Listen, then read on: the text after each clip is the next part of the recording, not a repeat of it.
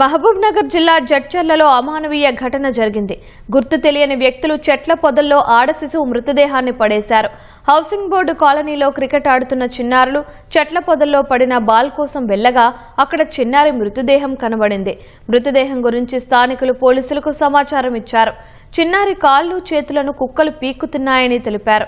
ఘటనా స్థలానికి చేరుకున్న పోలీసులు మృతదేహాన్ని స్థానిక ప్రభుత్వ ఆసుపత్రికి తరలించారు. నా పేరు మొహమ్మద్ మాజ్. మేము హౌసింగ్ బోర్డులో ఉంటాము.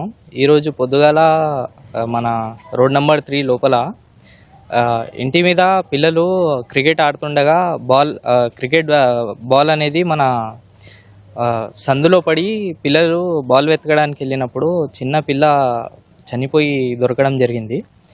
ఆ పిల్లకి కుక్కలు లేకపోతే జంతువులు మరి ఒక చెయ్యి కాళ్ళు అని కొరికి తిన్నాయి బాగా. ఆ సమాచారం తెలిసిన తర్వాత మేము అనేది ప్రెస్కి మళ్ళీ పోలీస్కి అనేది సమాచారం అందించినాం. అది నిన్న పుట్టిన పిల్ల ఉండొచ్చు, ఆడిపిల్ల ఉంది. ఆ ఆడిపిల్ల అని పడేసిరు అన్నట్టు మాకు అర్థమవుతుంది సార్.